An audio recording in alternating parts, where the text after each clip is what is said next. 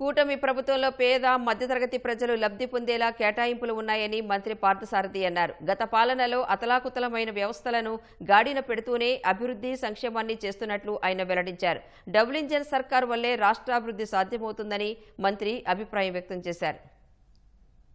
గత ప్రభుత్వం ఉన్నప్పుడు రెవెన్యూ డెఫిసిట్ కానివ్వండి, ఫిజికల్ డెఫిసిట్ కానివ్వండి 3.32 4.41 ఉంటే ఇప్పుడు ప్రవేశపెట్టిన బడ్జెట్ అంచనాల ప్రకారం రెవెన్యూ డెఫిసిట్ కేవలం 1.11కి తగ్గించడం మంచి ఆశాజనకమైన పరిస్థితుల్ని చూపిస్తుందని చెప్పేసి కూడా నేను మనవి చేస్తా ఉన్నా. నేను అదేవిధంగా ఫిజికల్ డెఫిసిట్ కూడా కేవలం 3.84 ఉంది.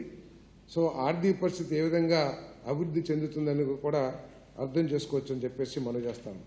వైఎస్ఆర్ కాంగ్రెస్ ప్రభుత్వం కేవలం 27,000 కోట్లు మాత్రమే క్యాపిటల్ ఎక్స్పెండిచర్కి ఖర్చు చేస్తే కూటమి ప్రభుత్వం ఈ సంవత్సరం 48,697 కోట్లు ప్రతిపాదించడం చాలా సంతోషించదగ్గ విషయం అని చెప్పేసి మనం చేస్తాను.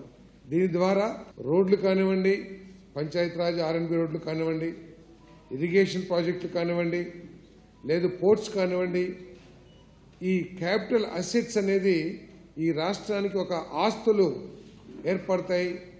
ప్రజలకి సౌకర్యవంతమైన రోడ్లు ఇవన్నీ కూడా నిర్మాణానికి అవకాశం కలుగుతుందని చెప్పేసి కూడా నేను మనవి చేస్తాను. నేను బాధ్యతారహితంగా 27,000 పైబడి జల్ జీవన్ మిషన్కి కేటాయింపులు చేస్తే 2,500 కోట్లు మాత్రమే ఖర్చు పెట్టడం జరిగింది.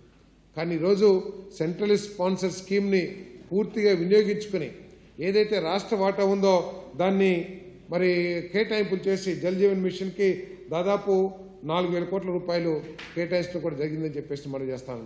రాజధాని ప్రపంచ స్థాయి రాజధాని అమరావతి అని గర్వంగా చెప్పుకునే విధంగా ఈ రాజధానిని మరి ప్రభుత్వం నిర్మాణం చేస్తుందని చెప్పేసి కూడా మనం చేస్తాను. ఈరోజు 6,250 కోట్ల రూపాయలు కేటాయించడం చాలా సంతోషించదగ్గ విషయం అని చెప్పేసి నేను భావిస్తున్నాను. తప్పకుండా పేదలందరికీ కూడా ఇళ్ల స్థలాలు ప్లస్ ఇల్లు కూడా నిర్మించే కార్యక్రమం కూడా చేస్తామని చెప్పేసి మనం చేస్తాం.